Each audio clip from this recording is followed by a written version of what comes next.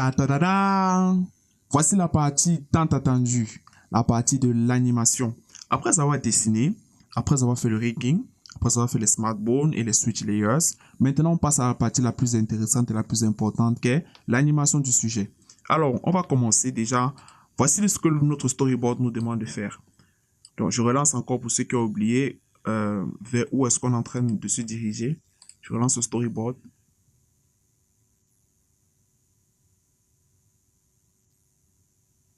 Voilà, tout simplement, c'est une petite animation qui va boucler. Ok, donc, on va reprendre notre ourson. Voici l'ourson là, ici. La première des choses qu'on va faire pour pouvoir être structuré, parce qu'en animation, il faut être très structuré, c'est qu'on va utiliser des marqueurs pour pouvoir marquer, c'est la tautologie, les différentes positions que l'on va vouloir utiliser dans notre animation. Ok, donc le premier marqueur qu'on va mettre, c'est le marqueur ici. Il n'y a pas de pause. Ensuite, bon, je vais masquer le son pour qu'on puisse bien voir et qu'on puisse mettre les marqueurs.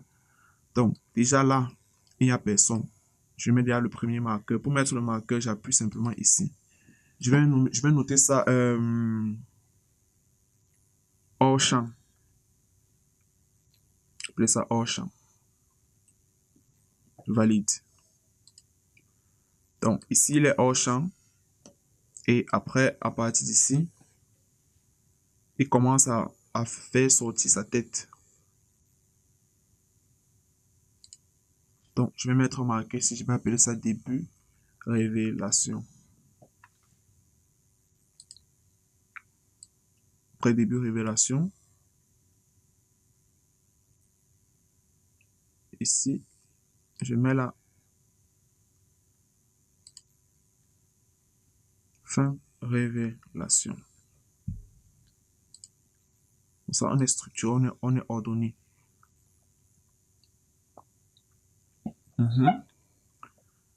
Après ça, lorsqu'on regarde, ici c'est hors champ pour le personnage, mais l'oiseau est en train de voler. Donc, je peux mettre hors champ plus vol d'oiseau. Parce que l'oiseau est en train de voler au même moment. Donc hors champ plus vol d'oiseau. Après, il sort de là. Ici c'est début. Après, ici c'est fin. Ok. Ici, il va cligner des yeux. Donc, je vais mettre blink et mettre un marqueur ici. Je vais appeler blink. Je mets tous ces marqueurs en fait pour que lorsqu'on va discuter, qu'on soit tous en phase et que la compréhension soit beaucoup plus facile. C'est vrai que lorsqu'on travaille, il est possible également de mettre ces marqueurs, mais c'est pas obligé.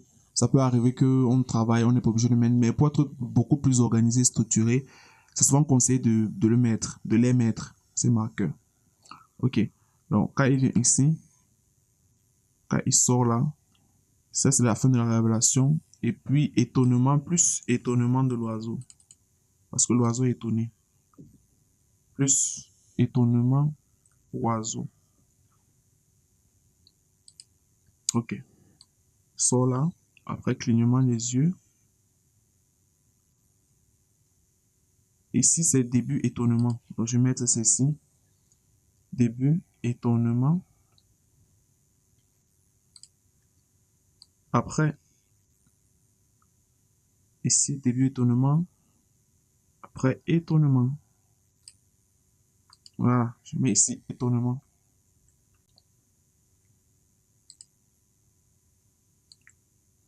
Et plus étoile.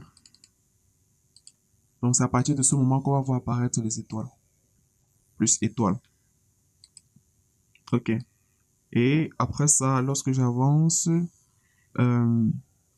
commence à baisser les mains. Donc, je vais appeler ça main basse. Ok. Main basse. Et puis, je vais appeler ça appareil photo. Appareil photo. Après appareil photo. Ici, c'est à partir de ce moment que la main se lève et l'oiseau commence à s'enfuir.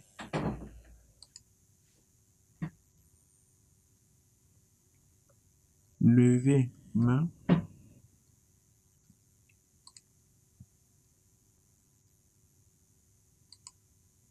Bon, je vais un peu décaler, hein. Je vais plutôt mettre que ça partisse ici. Oiseau. Fuite, fuite, oiseau.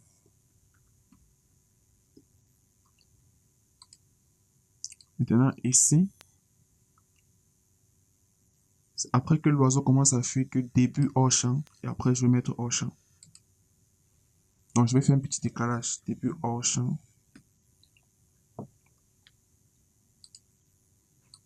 Enfin, on partit d'ici. Il est déjà hors champ.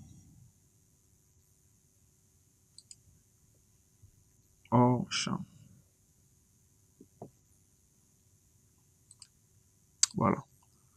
Donc, on a structuré notre animation. On a mis tous les éléments qui permettent de structurer notre animation. Ça, c'est la première étape. Lorsque c'est bon, on revient maintenant sur notre son avec lequel on va travailler.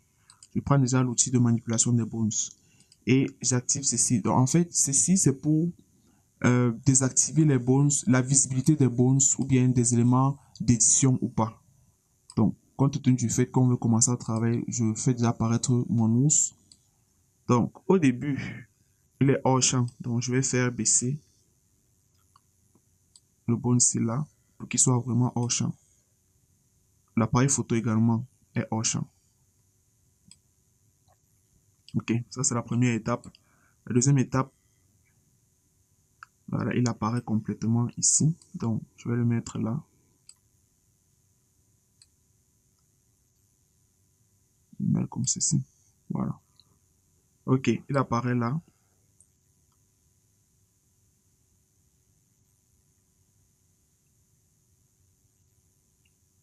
Ok. Après être apparu là.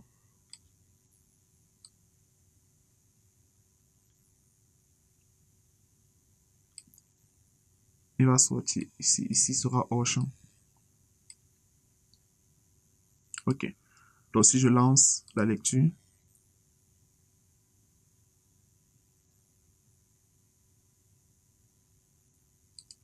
Qu'est-ce que tu observes? Tu observes que le personnage, au lieu de rester sur place, voilà, il arrive ici, au lieu de rester sur place, continue à se déplacer. Il continue à se déplacer, continue à se déplacer jusqu'à sortir, alors qu'il est censé être dans la scène. En fait, ce qui se passe, c'est quoi? C'est que les keyframes ici fonctionnent. Bon, je vais un peu masquer les marqueurs pour qu'on puisse mieux voir de quoi il s'agit. Lorsque je mets une position ici, ça crée des keyframes. Et je manipule les keyframes en utilisant cet outil de manipulation des bones. Et après, je viens mettre une pause ici. En fait, ce qui se passe avec Moho, c'est que Moho essaie de créer les images qui permettent de faire la liaison entre ces deux positions. C'est ça qu'on appelle l'interpolation. Ça essaie de créer les deux. Donc, de là à là, il n'y a pas de souci parce que c'est ce qu'on a demandé. On a demandé à ce que le personnage soit hors champ et après se lève. Quoique, même jusque-là, le fait qu'il sorte de façon douce, ce n'est pas ce qui nous intéresse. Il doit sortir de façon un peu brusque, comme s'il surprenait l'oiseau. Donc, ce qui fait en sorte que c'est à partir d'ici qu'il commence à sortir. Donc, ce que je vais faire, c'est quoi? C'est que je vais venir ici, à la frame 42 même, disons. Je vais copier CTRL-C, CTRL-V. Autre précision, autre chose à comprendre. Lorsque je regarde ma timeline et je sélectionne par exemple un os, il y a deux lignes qui se présentent. Il y a une première ligne normale qui n'a pas de couleur et une deuxième ligne qui a la couleur rouge. La deuxième ligne qui a la couleur rouge représente les propriétés de ma bone sélectionnée, tandis que la première ligne représente les propriétés de tous les bones du calque bone, c'est-à-dire de l'ensemble des bones du calque bone. Ça veut dire que la première ligne, c'est l'addition de toutes les animations des différentes bones. Or, la ligne rouge, qui est la deuxième ligne, représente les configurations ou alors les modifications qu'on a eu à effectuer sur les keyframes uniquement sur ce bone. C'est très important de faire la nuance et de faire la différence. Ok. Donc, je suis venu, j'ai rajouté un autre keyframe ici pour que, quittant d'ici à là, ce soit la même pose. Donc, le personnage sera statique. Ce qui va donner ceci. Statique, statique, et puis bim, voilà. Et statique, statique, statique, et puis bim. Ok. Voilà, ça commence à devenir intéressant. Maintenant, quittant d'ici à la prochaine keyframe, je veux que le sujet reste sur place, reste statique et commence à décoller à partir, voilà, début hors champ, c'est ici là, début hors champ, c'est ici. Donc, ce que je vais faire, c'est que je vais venir copier le keyframe ici. Je copie le keyframe ici, la keyframe ici, CTRL-C, CTRL-V. Donc, mon personnage va rester statique durant tout le long et à partir de hors champ, commence à partir hors champ, il va seulement suivre tout simplement. Donc, je masque pour mieux voir de quoi il s'agit. Voilà. Donc, d'ici à ici, c'est bon. D'ici à là, il reste statique. Et d'ici à ici, il sort. Très bien. On va continuer de travailler. Donc, le personnage sort, arrive là. On a déjà fini avec de manipuler le premier bond. Donc, si je mets là, si je lance la lecture,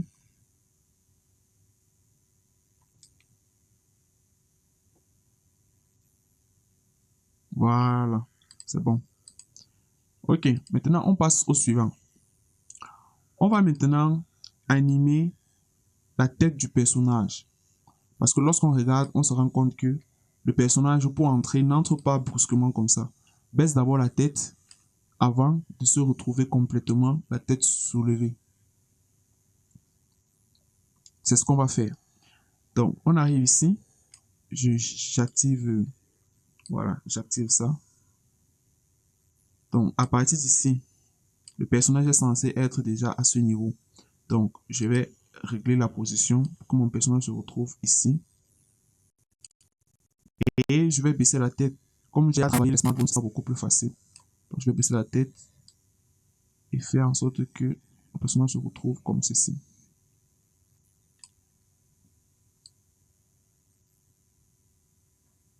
Ok. Donc, après ça, il va venir complètement, il sera complètement la tête soulevée. Il aura la tête complètement soulevée. Voilà, comme ceci. Donc, ça donne quelque chose comme ça.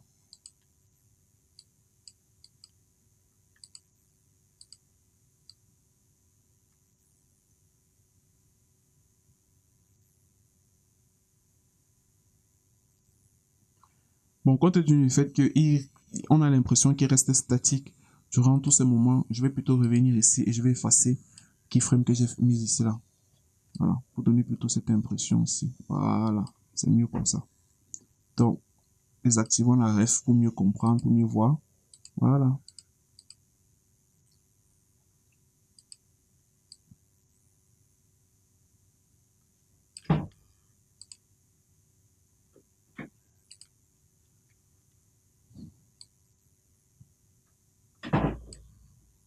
Donc, je désactive d'abord les marqueurs.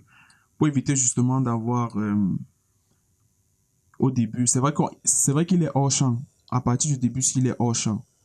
Mais bon, généralement, moi, j'aime que tout soit propre, même si c'est hors champ. Donc, je vais copier le keyframe. Si je vais venir au keyframe numéro 1, voilà, pour que la pose soit identique et sort seulement là une fois. Voilà. Moi, ça me permet d'avoir une meilleure visibilité. Donc, pour aussi voir les éléments, c'est-à-dire pour avoir un aperçu de la prévisualisation de ce que ça pourra donner sans tenir compte des éléments qui sont hors champ, il y a également une fonctionnalité qui permet de le faire. Dans l'onglet View, on a Show Output Only. Donc, si je clique sur Show Output Only et que je désactive ou bien je masque la visibilité des éléments tels que les bones et consorts, quand je vais appuyer sur Play, je ne vais voir que ce qui me concerne, notamment mon personnage et tout ce qui sera hors champ sera en noir. Ok. Donc, CTRL J, ça c'est pour désactiver. Donc, on continue avec le mouvement de notre tête. Donc, mon sujet est quitté de là à là. Bon, moi maintenant, compte tenu du fait que je t'ai montré, je t'ai parlé du squash and stretch, on va l'utiliser ici. Bon, déjà de base, à partir d'ici, je marque d'abord la pause avec le squash and stretch, avec manipulation de bone. Je viens ici, je marque la pause. En fait, quand je dis que je marque la pause, c'est pour dire que je mets comme des pauses clés, des pauses principales, pour éviter justement qu'il y ait des interpolations indésirées. Voilà. Donc, je marque la pause. Je marque la pause ici. Quand je suis là, allez, on squash parce que le personnage est en mouvement. Voilà. Et dès qu'il arrive ici, on va stretch et on va remettre ça normalement. Donc, ça va donner quelque chose comme ceci. Voilà, quelque chose comme ça.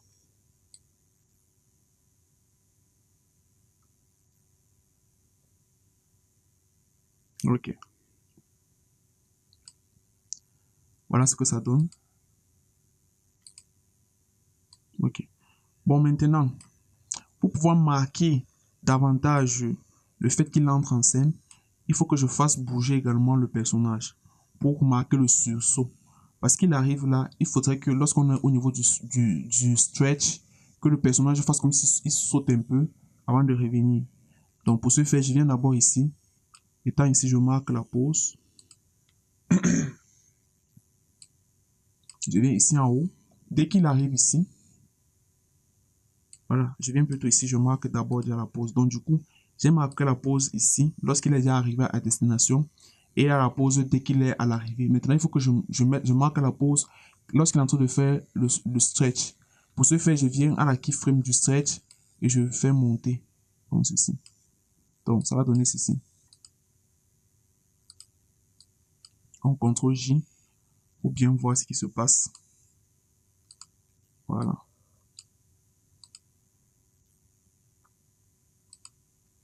Ok. Bon, je vais encore faire le même travail maintenant, sauf que je vais faire en sorte que la tête aille un peu vers l'arrière. CTRL J pour pouvoir désactiver. Je fais en sorte que la tête aille un peu vers l'arrière. Donc, ce que je vais faire, c'est que je viens ici.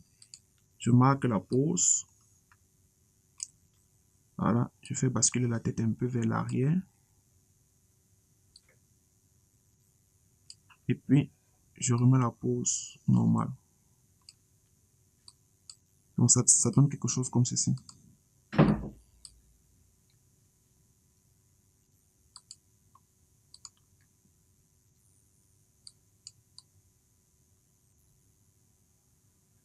Ok. Bon, ça semble ne pas être très très bien pour le moment. Pour pouvoir donner cette petite touche de naturel, ce que je vais faire, c'est que je vais prendre la pause du squash and stretch. Je vais décaler d'une frame. Donc, je sélectionne tout ça. Je ne sélectionne pas ceci parce qu'en fait, ça permet de marquer la pause. Je prends à partir d'ici. Je décale d'une frame. Je vois ce que ça donne.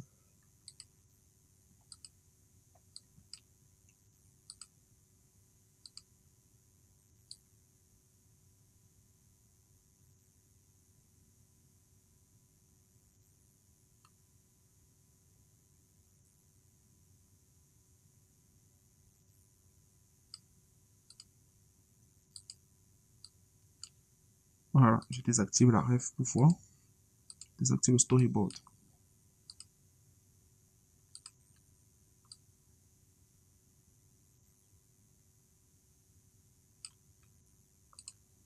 Bon, je fais un peu monter ici.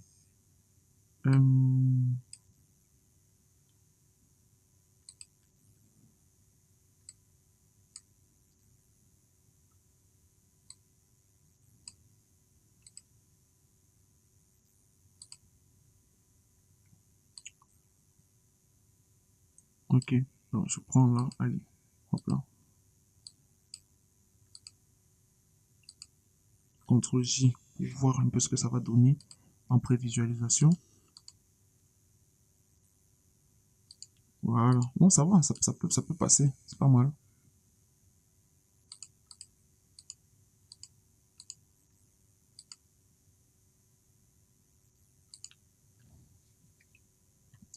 fait, il faut aussi que le mouvement soit un peu brusque pour pouvoir surprendre, voilà, surprendre l'oiseau. Parce que l'oiseau est en train de voler sereinement et puis subitement, bam! Quelqu'un sort pour le surprendre. Bon, je vais un peu essayer de voir si je décale ça de 2 frames, parce que j'ai décalé d'une frame. Qu'est-ce qui va se passer si je déplace ça de 2 frames?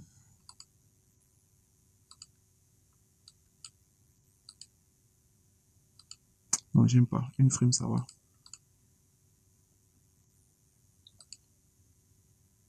Ok.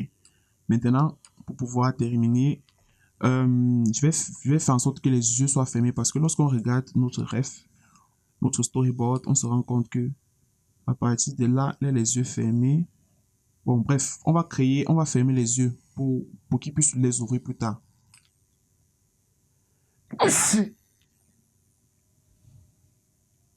Ok. Donc, je viens là. Bon, ici, en principe, il doit avoir les yeux fermés. Donc, je vais venir d'abord à ce niveau. Je marque ma pose avec expression des yeux. C'est ici que j'ai géré le keyframe. Je viens ici. Normalement, ici, il est censé avoir les yeux fermés.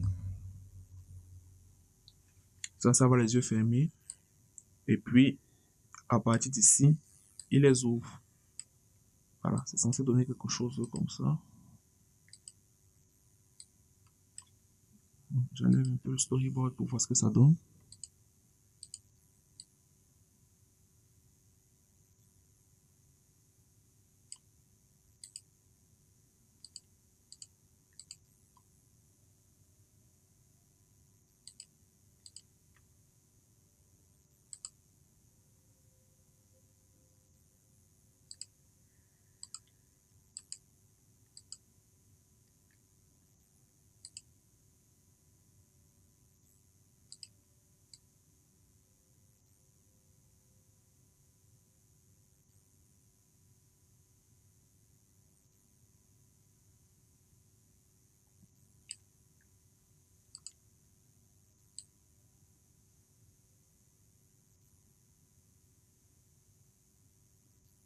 Ok, donc pour davantage marquer le stretch, je vais augmenter la dose de stretch. Voilà, je vais accentuer le mouvement.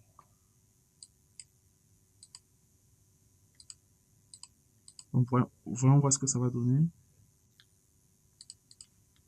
CTRL J.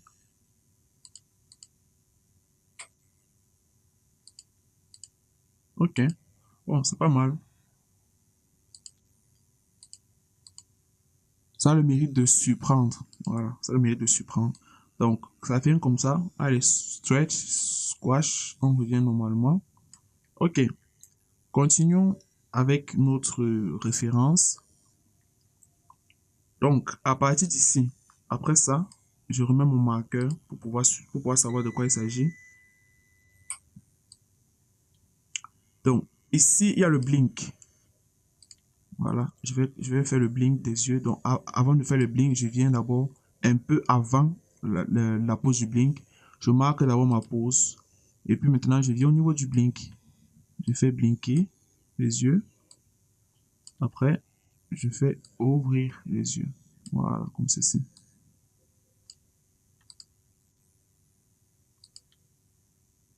Donc, qu'est-ce que ça donne sans storyboard?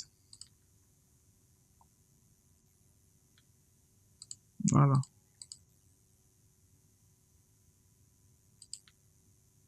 Bon, moi maintenant, ce que je vais faire, c'est que je vais un peu décaler. Je veux que ça respire un peu avant de passer à la prochaine émotion. Donc, je vais légèrement décaler volontairement. Voilà. Ok. Après avoir fait cette étape, cette première étape,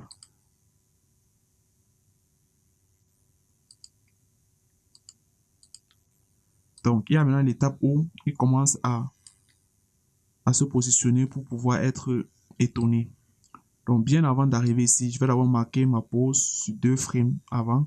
Donc, notamment ici, le squash and stretch, je vais marquer la pose. Je marque la pose sur l'expression des yeux. Voilà. Je marque la pose sur la tête. Je marque la pose sur les mains. Voilà, je marque la pose aussi sur les mains.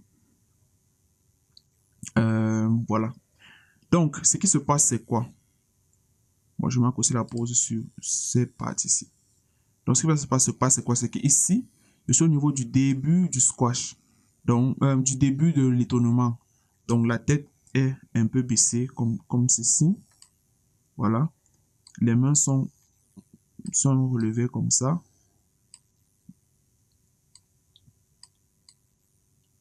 Les mains sont relevées comme ceci. Il y a du squash. Voilà, il y a du squash. Et après la pause,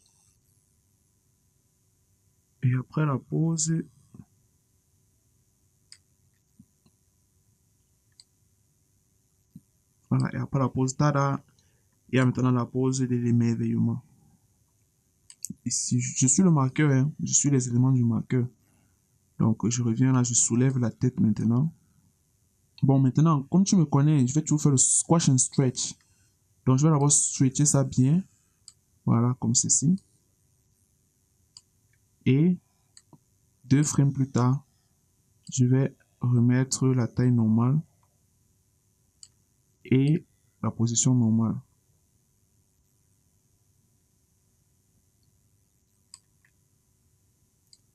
Donc ça va donner quelque chose comme ceci. Voilà. Et en ce qui concerne les mains passent de ça à ça, à la pose ici. Je vois les mains qui sont jointes là, en mode émerveillement. Voilà. Comme ceci.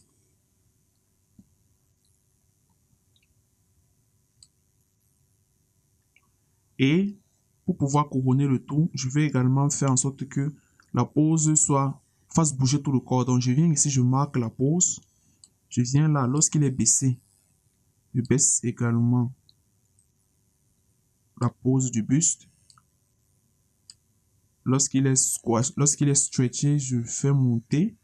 Et lorsqu'il revient à la pose normale, je fais également, je rends la pose normale. Donc, je vais baisser un peu, comme ceci. Voilà. Donc ça va donner quelque chose comme ça. Voilà.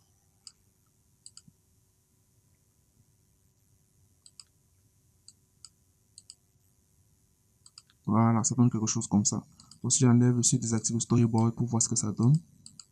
Voir ce que ça va donner. Ok.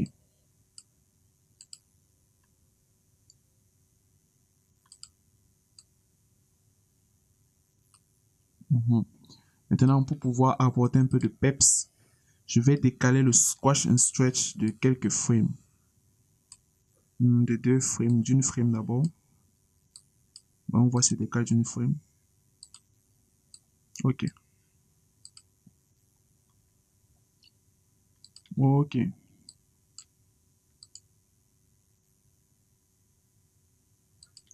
Voilà, j'ai décalé d'une frame.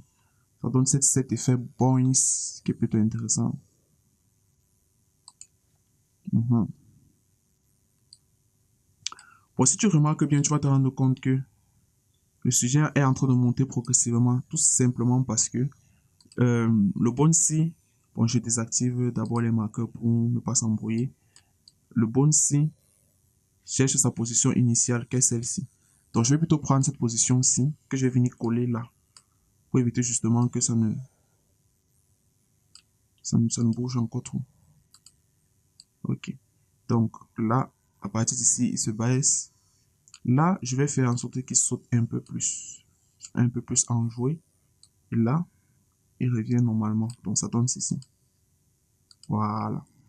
C'est l'état de surprise. Ça crée beaucoup plus de surprise lorsque je crée ces petits mouvements-là. Et hop là, voilà, surprise. Maintenant, je peux rajouter quelques petits éléments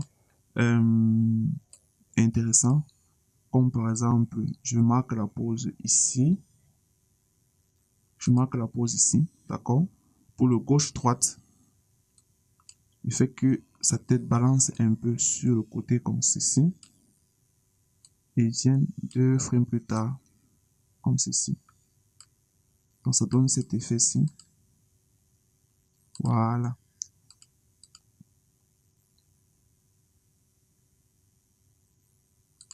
Donc, je peux légèrement décaler ça d'une frame pour voir ce que ça va donner. Non, je préfère laisser ça comme avant. Donc, je peux aussi accompagner ce geste du mouvement des mains. Donc, je prends les mouvements des mains, je viens ici, je marque les pauses, je marque la pause. Je fais décaler aussi vers la gauche, comme ceci. Et dès que ça vit, il faut aussi marquer, je remets ça à la pause initiale, comme ça. Donc, ça va donner l'effet, comme s'il est en train d'arrêter sa tête séjour. Voilà, lui-même, il n'en revient pas de ce qui est en train de se passer.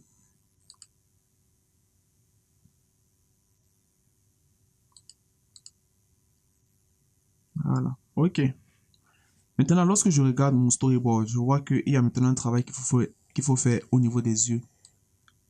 Donc, précisément ici, je viens au niveau de la ref. Donc, précisément au niveau d'ici, il a les yeux fermés. Et quand il ouvre les yeux directement, c'est en mode waouh. Donc, je vais faire la même chose ici. Donc, à partir de ce moment, les yeux doivent être fermés. Donc, je viens sur expression des yeux, je clique là, je descends parce que c'est le blink que je vais faire, je vais gérer. Jusqu'à présent, il a toujours les yeux fermés. Et à partir d'ici, il commence à avoir les yeux en mode waouh.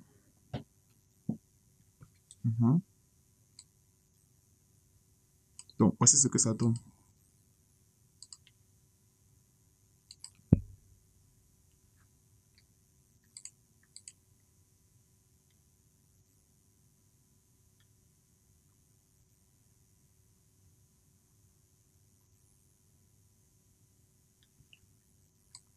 Ok.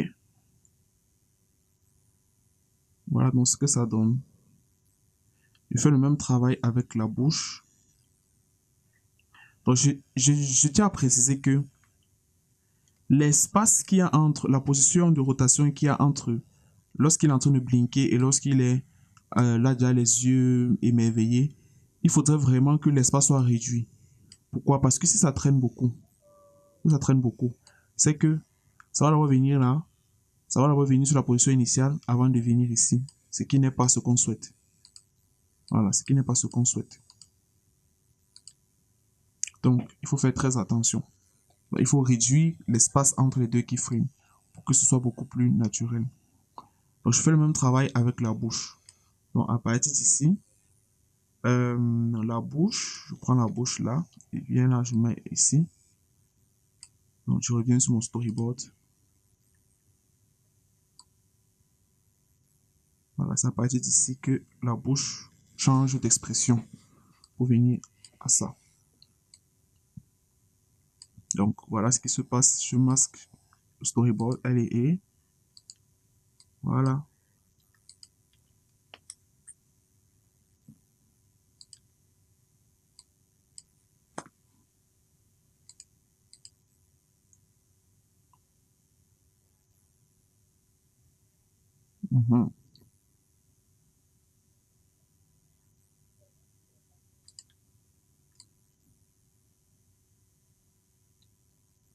Je peux encore rajouter un petit effet rebondi là. Donc, on part maintenant sur la gauche, comme ceci. Donc, ça va donner ceci.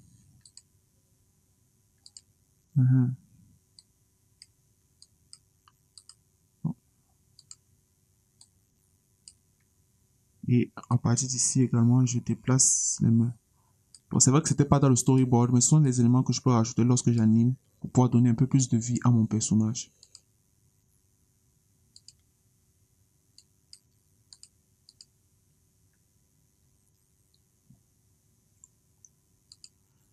Voilà. Et je peux également, bon, je vais tester un truc, hein. Je vais venir, je marque la pose de la tête ici et je fais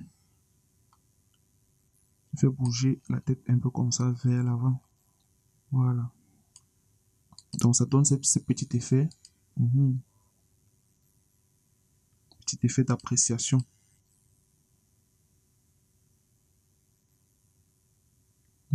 Voilà, c'est bon.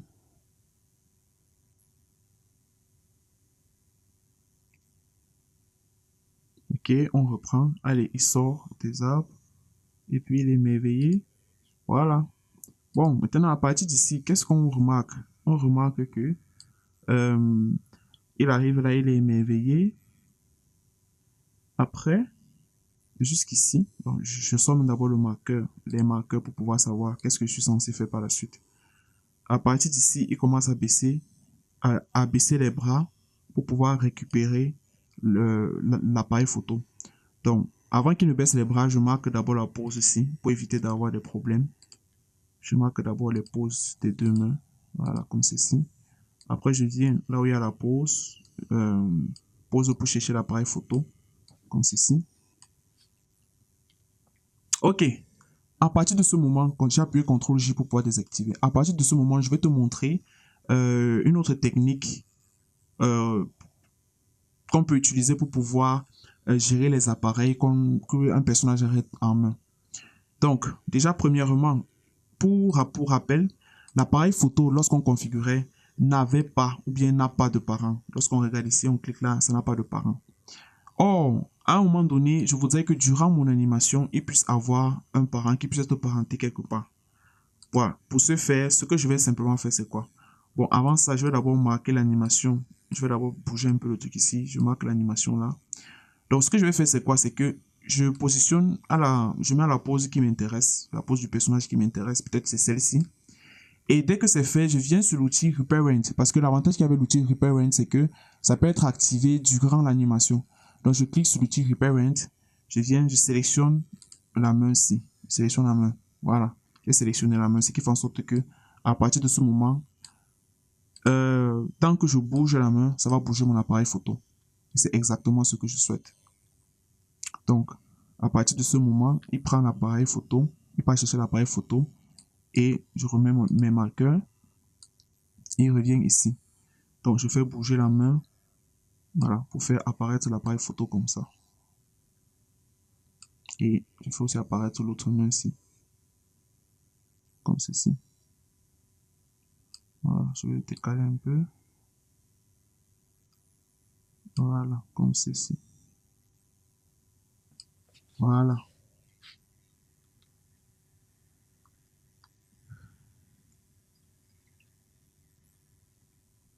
Bon, j'enlève un peu le storyboard pour savoir, pour avoir une meilleure visibilité de ce qui est en train de se passer. CTRL J, je désactive un peu tout ça pour mieux voir ce qui est en train de se passer. Allez, on avance et il sort des bustes. Voilà.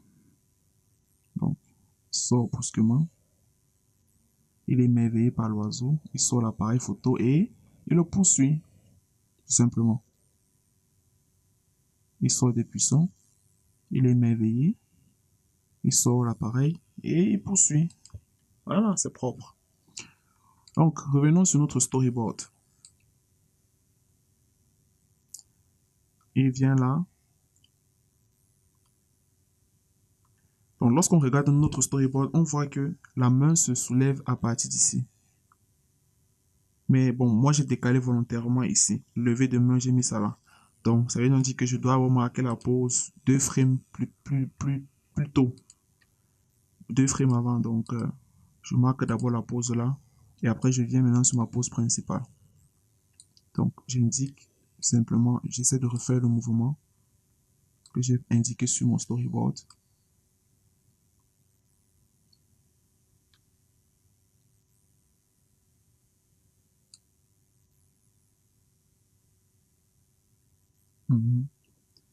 Et après ça, bon, je vais ajouter un petit plus, je vais mettre un petit plus, je désactive les marqueurs.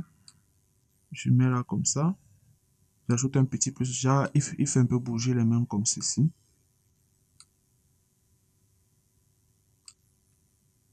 Un peu bouger les mains là comme ça. Voilà.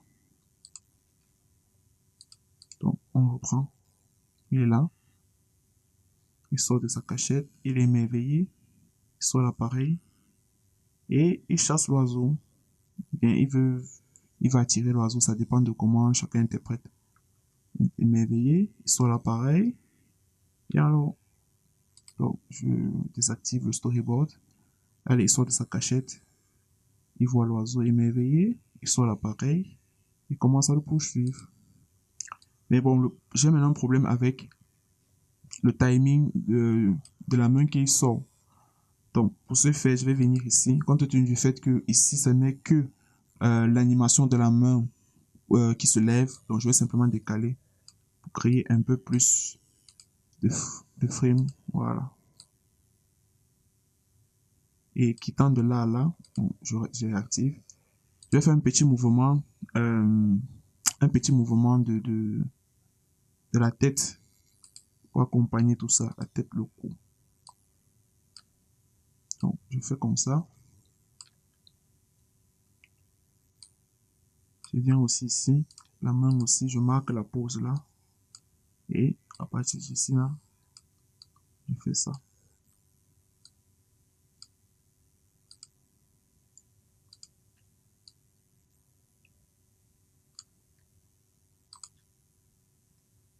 Voilà. Et enfin, quand il sort de la scène, bon, déjà, je vais un peu décaler d'une frame. Voilà, pour que ce soit quand même mieux.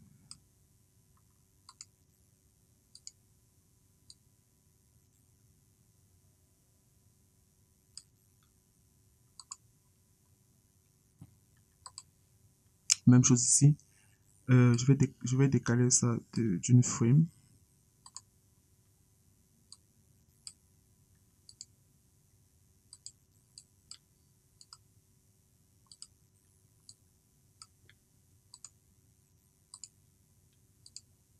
Et le mouvement, je vais le rendre beaucoup plus lent en agrandissant l'espace entre les différentes frames.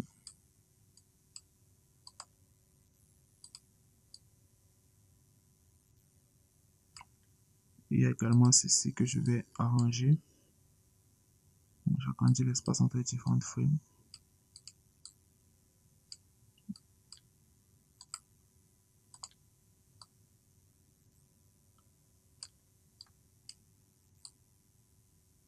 Je décale un peu.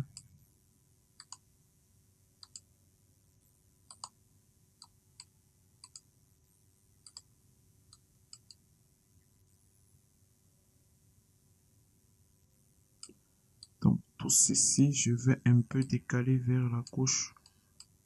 Voilà. En fait, tout ça, ce sont des éléments de timing qu'on gère, qu'on peut gérer au préalable. Donc, si je veux pas qu'il démarre maintenant, je viens d'abord ici. Je décale cette partie-ci. Voilà. Et maintenant, pour pouvoir courir, en fait, un être humain ne coupe en ligne droite simplement. Il court en faisant comme des sortes de courbes. C'est ce que je vais représenter ici. En faisant des courbes à mon personnage. Donc, là, il est là. Je compte 4 frames. 1, 2, 3, 4. Il est ici. Voilà. 1, 2, 3, 4. Il est en bas. 1, 2, 3, 4. Donc, je vais décaler le dernier ici. Et il est revenu à la pose normale. Donc, ça va donner ceci. Voilà. Donc, on reprend. Il est dans les feuilles. Il sort des feuilles brusquement. Allez, il est émerveillé. Et puis, il sort l'appareil photo. Voilà. Il cherche à voir l'oiseau. Mais l'oiseau n'est pas bête. Hein? L'oiseau n'est pas bête.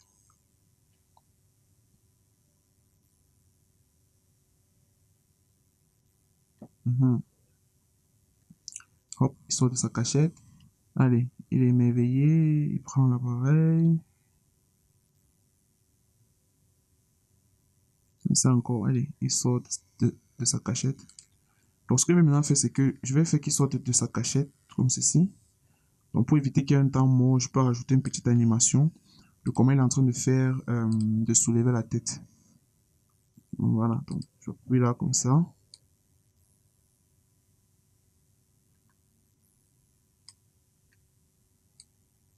Je fais qu'il soulève un peu la tête, voilà, comme ceci.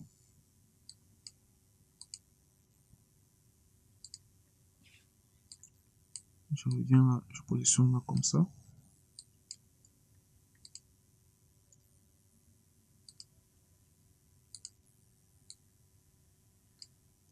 Donc, je copie ça, CTRL-C, pour éviter justement qu'il y ait ces petits décalages si indésirables.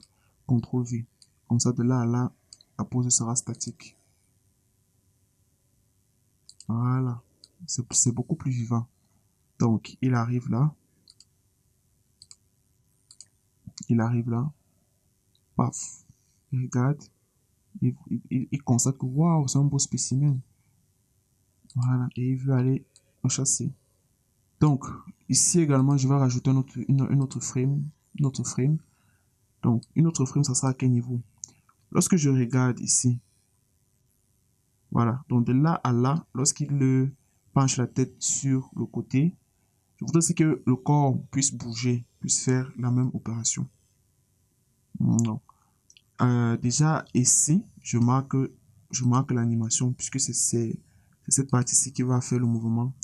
Mais également la rotation. Donc, pour que ce soit la rotation, je clique ici, et je viens sur le curseur, je me rassure que l'icône de la rotation est activée. Je marque, voilà, je marque le mouvement de rotation, comme ceci. Ok. Après ça, je viens là, ici, je marque la rotation là, comme ça. Donc, ça va donner quelque chose comme ceci.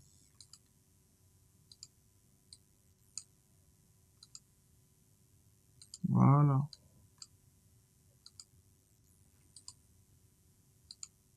Donc, ça va donner quelque chose comme ça.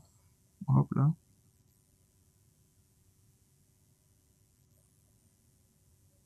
Voilà.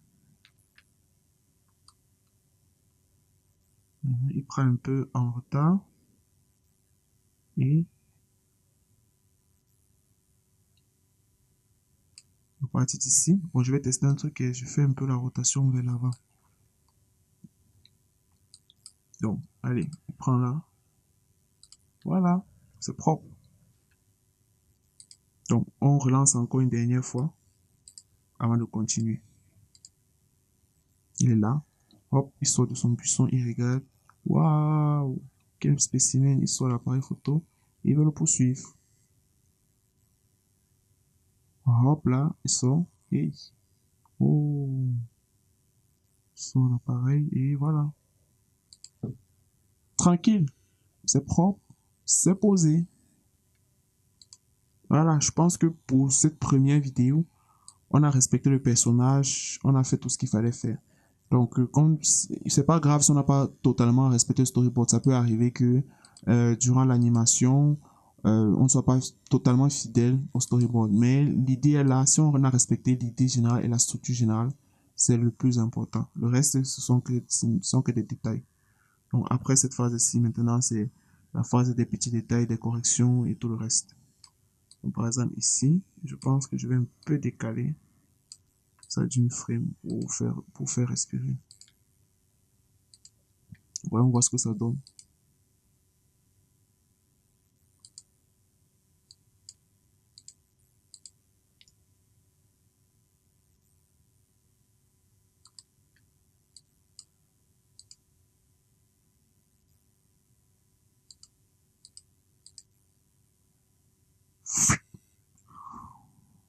Oh. Tranquille, posez. Donc, voilà ainsi présenté le premier personnage animé. Donc, dans le prochain épisode, on va animer le deuxième personnage qui est l'oiseau. Et la vidéo qui suit, on va animer les éléments additionnels comme les étoiles et les ailes. À tout de suite.